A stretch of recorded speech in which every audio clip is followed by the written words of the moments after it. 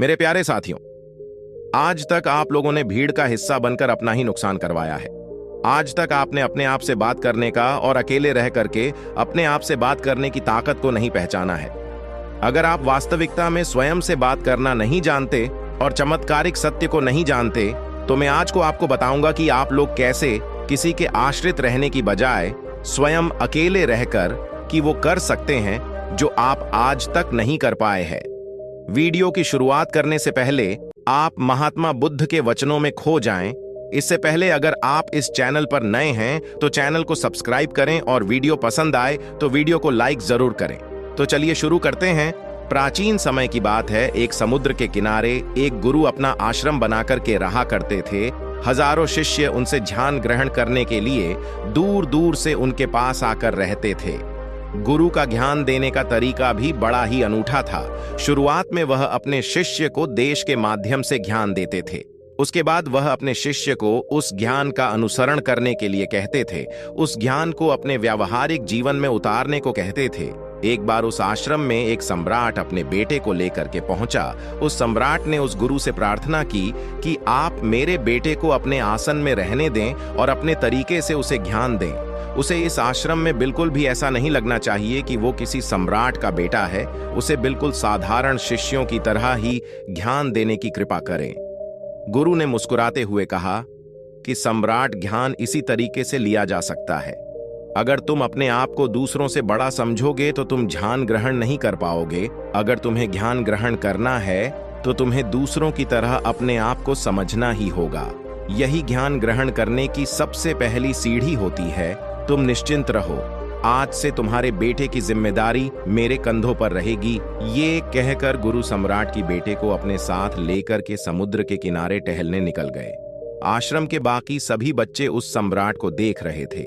सम्राट अपने बेटे को अपने रथ पर बिठाकर लाया था, जिससे सभी बच्चे समझ गए थे कि ये लड़का सम्राट का बेटा है। इसी वजह से आश्रम के सभी बच्चे सम्राट की बेटे की तरफ आकर्षित हो गए थे। जब गुरु सम्राट की बेटे को लेकर समुद्र पर टहल रहे थे तो सम्राट का बेटा अचानक फूट फूट कर रोने लगा, क्योंकि अभी वो सिर्फ 12 वर्ष का था और 12 वर्ष की आयु में उसके पिता उसे अपने से दूर छोड़कर चले गए थे। यह सदमा वह बच्चा सहन नहीं कर पा रहा था। वह नहीं समझ पा रहा था कि उनके पिता उसकी भलाई के लिए उसे उस गुरु के पास छोड़कर गए हैं। उसे रोते हुए देखकर गुरु ने कहा कि बेटा, मैं तुम चुप नहीं करूंगा। हो सकता है कि आज मैं तुम्हारे आंसू बहुत पोंछ दूं, लेकिन कल तुम फिर से अपने आप को अकेला पाओगे। याद रखना, जीवन में इंसान अकेला आता है और अकेला ही जाता है। जितनी जल्दी हो इंसान इस बात को समझ लेता है, वह उतनी जल्दी आत्मज्ञान के रास्ते पर निकल पड़ता है।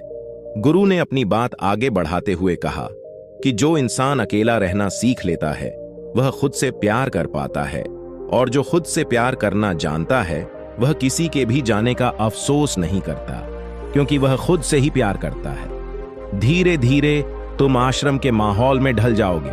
शुरुआत में तुम्हें समस्या आ सकती है, लेकिन कुछ दिनों के बाद तुम इसे आत्मसात कर लोगे।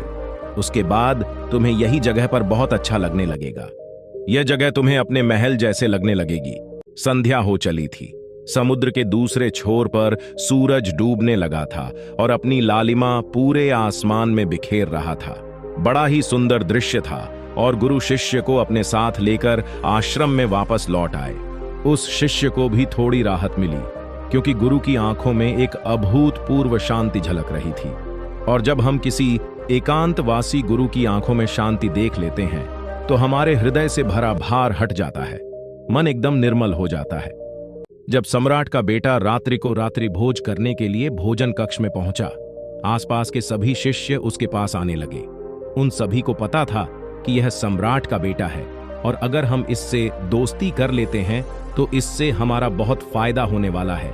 यही सोचकर आश्रम के ज्यादातर बच्चों ने उसे घेर लिया था। बस कुछ बच्चे जो अकेले रहने का महत्व समझते थे, जो दिखावे में विश्वास नहीं करते थे, वह उस सम्राट के बेटे के पास जाने की बजाय अपना पूरा ध्यान खाने पर लगा रहे थे और एकांत में बैठकर अपना भोजन कर रहे थे। कुछ दिनों के बाद सम्राट के बेटे के आश्रम के ज्यादातर बच्चों के साथ में दोस्ती हो गई।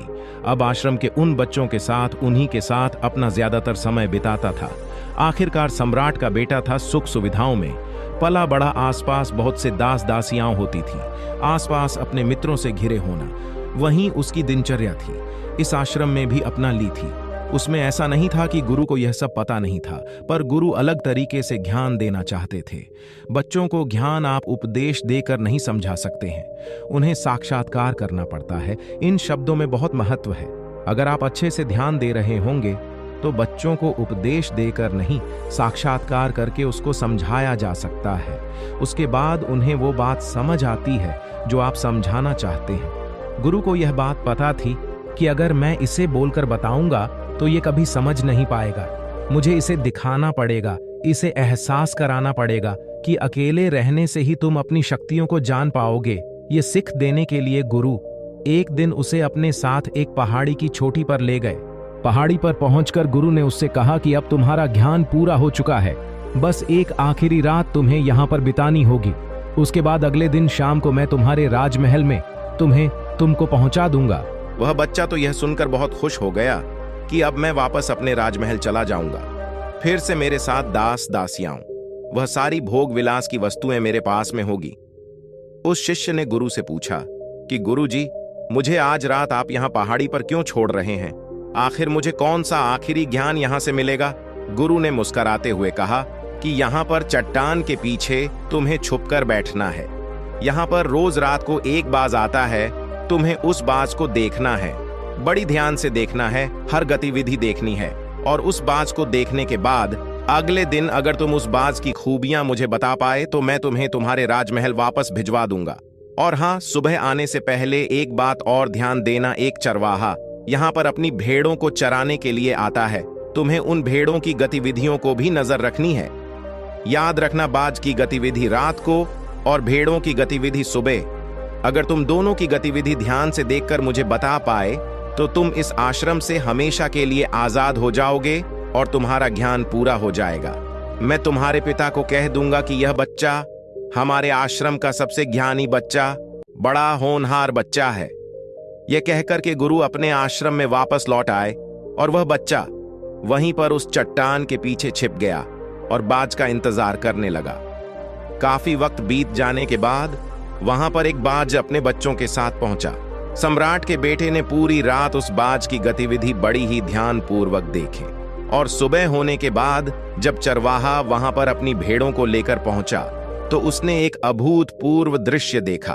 उसने देखा कि वह बाज भेड़ के बच्चे को अपने पंजों में दबा करके आसमान में उड़ गया।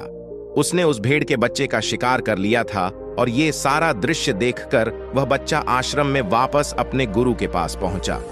इससे पहले कि गुरु उससे कुछ पूछते, उसने गुरु को प्रणाम करते हुए कहा कि गुरुदेव, आप आश्रम के सभी बच्चों को यहाँ पर बुला लीजिए।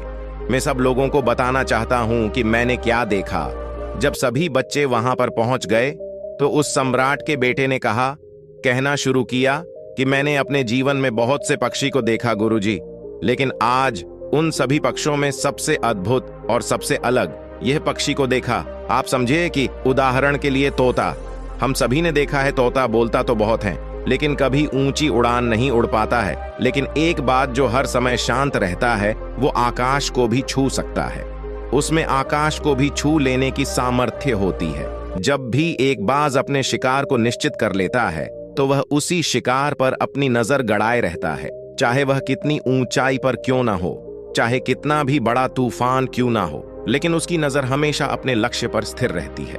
बालक बोलता है, आज सुबह जिस बाज को मैंने देखा उसने हर भेड़ को अपना शिकार नहीं बनाया, बल्कि उस भेड़ के झुंड में से उसने उस भीड़ की मेमने को अपना शिकार बनाया उस बाज की तरह। हमें भी अपना ध्यान अपने एक ही लक्ष्य पर स्थिर रखना चाहिए। गुरुदेव, मुझसे यह बात सीखने को मिली है कि लक्ष्य को हमेशा आगे रखना है और लक्ष्य पर ही ध्यान केंद्रित करना है, चाहे कितनी भी अड़चनें क्यों ना आए। हमें अपना लक्ष्य स्पष्ट दिखाई देना चाहिए। अलग अलग चीजों में अपनी ऊर्जा बर्बाद करने की बजाय हमें किसी एक लक्ष्य पर पूरी एकाग्रता के साथ में ध्यान देना चाहिए। गुरुजी, मैंने जो अगली बात की है, जो मैंने उस बाज से सीखी और जो हम सभी को सीखनी चाहिए, वह यह है कि बाज कभी भी दूसरे पक्षों के साथ उड़ता नहीं है, वह हमेशा आकाश में अकेला उड़ता है। इससे हमें यह सीख लेनी चाहिए कि हमें कभी भी छोटी सोच वाले लोगों के साथ में नहीं रहना चाहिए। हम भी वही बन जाते हैं जिनके साथ हम रहते हैं। इसीलिए या तो बड़ी सोच वालों के साथ रहो या फिर अकेले रहो, क्योंकि जब हम अकेले रहते हैं तभी हम खुद की ताकत और खुद की कमजोरियों को जान पाते हैं। कमजोरियों को जानकर उनको दूर कर सकते हैं और अपनी ताकत को जानकर उसका सही इस्तेमाल कर सकते हैं। लेकिन वह तभी संभव होगा जब हम अकेले रहना सीखेंगे। गुरुजी, मैंने अगली सीख जो सीखी है उस बात से कि वह हमेशा अपनी सीमाओं से ऊपर उठकर उड़ता है। जब तूफान आता है तो हर एक पक्षी अपने घोंसले की तरफ भागता है, खुद को छुपाने की जगह ढूंढता है। लेकिन बाज ऐसा कभी नहीं करता है। वो खुद की सीमाओं को तोड़कर बादलों से भी ऊपर उड़ने का प्रयास करता है। हवा आती उससे थपेड़े मारती है, पानी और धूल की वजह से उसे कुछ दिखाई नहीं देता है, लेकिन वह फिर भी आसमान की तरफ उठता ही रहता है और अंततः बादलों से भी ऊपर निकल जाता है और वहां तब तक उड़ता रहता है जब तक कि मौसम ठीक नहीं हो जाता। अपनी सीमाओं को सिर्फ इसलिए तोड़ पाता है क्योंकि वह समस्या के आने पर उसे घबराता नहीं, उससे बचने का प्रयास नहीं करता, बल्कि एक सकारात्मक नजरिए के साथ उसका सामना करता है। जीवन में चाहे कितनी भी अड़चनें क्यों ना आए, हमें उन अड़चनों से लड़ना चाहिए, न कि उनसे डर कर छिपकर बैठ जाए बहादुर। तो वो लोग होते हैं जो तूफानों से टकराते हैं, वो नहीं जो अपने घर में अपने घोंसले में अपनी जगह ढूंढकर बैठ जाते हैं। गुरुजी, मैंने जो अगली बात सीखी है, जो सीखनी चाहिए, बात से कभी भी अपने घोंसले में घास के कोमल तीन के नहीं रखना चाहिए। जो तीन के कोमल हो जाते हैं उन्हें निकाल फेंकता रहता है। उसी तरह से चाहे कितनी भी आरामदायक जिंदगी आपको मिली हो, लेकिन उस आराम से ऊपर उठकर अपने लक्ष्य को, अपने आलस्य को तोड़कर जीवन में मेहनत करते रहना चाहिए। जीवन में पसीना बहाना चाहिए और शारीरिक मेहनत करनी चाहिए। अपने घोंसले में कोमल तिनके को उठाकर फेंक दो और आज ही अपने आलस्य को तोड़ करके निकल पड़ो। हर दिन अपने आप को चुनौतियां दो और हर दिन मुश्किल से लड़ो, क्योंकि वही मुश्किलें तुम्हें मजबूत बनाएगी। जंगल के राजा शेर भी झुंड बनाकर शिकार करते हुए देखा जा सकता है, लेकिन बाज हमेशा अकेला शिकार करता है, क्योंकि वह जानता है कि भीड़ हौसला तो देती है मगर साहस नहीं देती। आदमी को हमेशा अकेले ही आगे बढ़ना होता है। यही कारण होता है कि वह जल, थल और नभ सभी जगहों पर अपने शिकार का परचम लहरा जाता है। बाज की उम्र लगभग 70 साल हो चुकी होती है, लेकिन 40 साल में ही उसका शरीर बुरा हो जाता है। नाखून उसके पैरों में ढलने लगते हैं, आंख उसके शरीर में चिपक जाते हैं, उसकी चोंच मुड़ जाती है और उसका शरीर भारी हो जाता है। ऐसी स्थिति में शिकार करना तो क्या, उड़ने की भी हालत नहीं होती है। लेकिन ऐसे में उसके पास सिर्फ 2 विकल्प होते हैं। पहला, या तो वह खुद की इस समस्या, इस अवस्था को स्वीकार कर ले और भूखा प्यासा मर जाए, या किसी दूसरे जानवर का शिकार बन जाए। और दूसरा विकल्प यह होता है वो 6 महीने एक ही दर्दनाक प्रक्रिया से गुजरे और खुद को फिर से पहले जैसा मजबूत बना ले। लेकिन बाज तो बाज है, वह हमेशा दूसरा विकल्प चुनता है। इसके लिए वह खुद को एक बहुत ही ऊंचे पहाड़ पर ले जाता है, जहां वह पहले अपनी चोंच से अपने सारे पंख खींच करके उखाड़ देता है और फिर चट्टान पर पैर मार मार करके अपने पंजे तोड़ देता है। उसके बाद उसी चट्टान पर अपनी चोंच को पटक पटक करके तोड़ देता है और इस लहूलुहान अवस्था में खुद को दूसरे जानवर से छुपाता फिरता रहता है। अगले 6 महीने तक वह इसी दर्दनाक प्रक्रिया से गुजरता है और इंतजार करता है, नए पंजे, नए पंखों का और नए चोंच का। तब फिर वह अपनी नई जिंदगी की शुरुआत करता है, एक जीवन का, और निकल पड़ता अपने शिकार पर अगले 30 सालों तक फिर से राज करने के लिए। इसीलिए समय आने पर हमें भी अपनी पुरानी आदत को छोड़ना पड़ता है और एक नया कुछ सीखना पड़ता है। इस समय के साथ बदलना पड़ता है और अपने आप को तैयार करना पड़ता है, वरना हमारा भी शिकार हो सकता है, हम भी पीछे रह सकते हैं। इसके बाद सम्राट के बेटे ने भीड़ की विशेषता बताते हुए कहा कि भीड़ हमेशा झुंड में चलती हैं। गुरुदेव, उन्हें झुंड में एक साथ चलने से हिम्मत मिलती है, लेकिन जैसे उन पर शिकार होता है वैसे ही वह भी तितर बितर हो जाती है। उसी तरह से भीड़ में भी एक भी भेड़ अपने साथी की मदद करने के लिए वापस नहीं लौटी। इससे हमें यह सीख मिलती है कि हमारे साथ कितने भी लोग खड़े हों, किसी पर भी यकीन नहीं करना चाहिए। यकीन करना तो खुद पर करना, क्योंकि अगर यकीन करना चाहते हो तो खुद पर करना, क्योंकि बुरा समय आने पर वह भीड़ तितर बितर हो जाएगी। आपको पता ही नहीं चलेगा कि कौन गया है। गुरु को प्रणाम करते हुए सम्राट के बेटे ने अपने गुरु से कहा कि गुरुदेव, अगर मुझसे कोई सीख रह गई हो तो कृपया करके आप बताने की कृपा करें। गुरु ने सभी बच्चों को संबोधित करते हुए कहा कि ये सभी बातें जो अभी इस बच्चे ने बताई सब सही है, लेकिन ये सारी खूबियां आप लोगों में तभी पैदा हो पाई जब आप अकेले रहने का अभ्यास करेंगे। आपने देखा होगा कि बाज कभी भी किसी दूसरे पंछी के साथ में नहीं रहता, न ही किसी के साथ अपनी जोड़ी बनाता है। वह आसमान में अकेला उठता है और अकेला रहने की वजह से वो अपनी ताकत और अपनी कमजोरियों को जान जाता है। इसके बाद गुरु ने अपनी बात खत्म करते हुए कहा कि मैं आज रात सम्राट के बेटे को राजमहल में छोड़ने के लिए जा रहा हूं, क्योंकि इसकी सिक आज यहां पर पूरी हो गई। और यह कहकर कि गुरु सम्राट के बेटे को हाथ पकड़कर राजमहल की तरफ रवाना हो गए और बाकी के सभी बच्चे उन्हें पीछे से जाते हुए देखते रहे। तो दोस्तों, कैसी लगी ये कहानी आप कमेंट सेक्शन में कमेंट करके जरूर बताना है, और अगर अच्छी लगे तो अपने दोस्तों को शेयर करें। अगर आप चैनल पर नए हैं तो चैनल को सब्सक्राइब करना न भूलें।